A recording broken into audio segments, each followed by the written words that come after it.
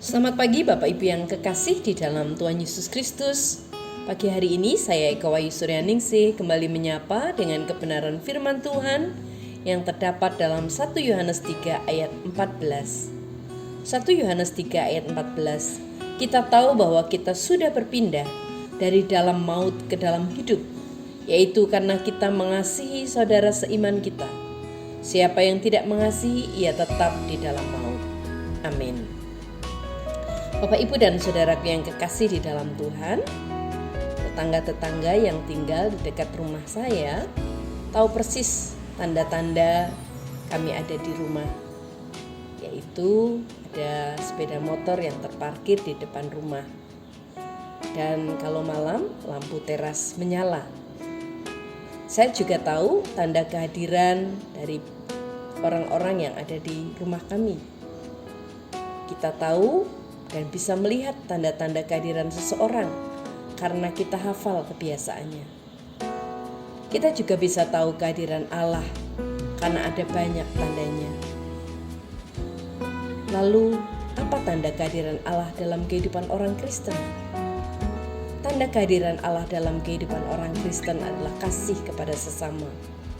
Kita boleh dengan lantang berkata, kita Kristen, aku percaya Yesus.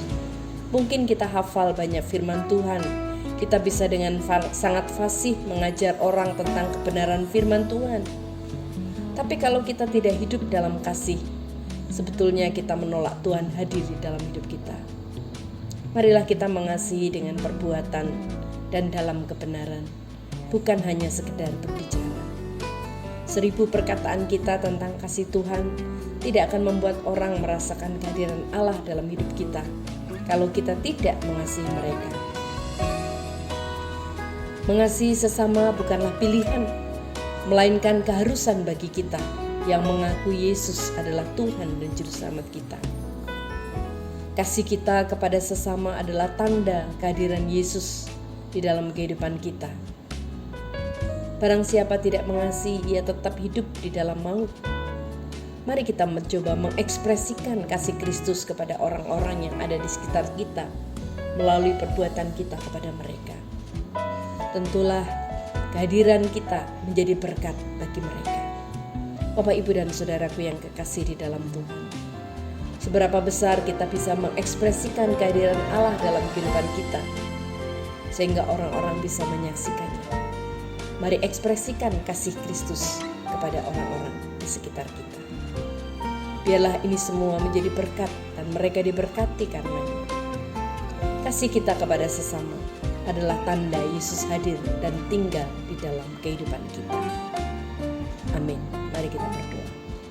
Tuhan Yesus, tolong kami supaya kami boleh mengekspresikan kasih Kristus kepada orang-orang di sekitar kami.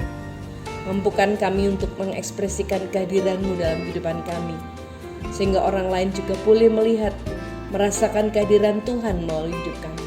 Berkati kami Tuhan, di dalam nama Tuhan Yesus kami sudah berdoa dan bersyukur. Haleluya. Amin.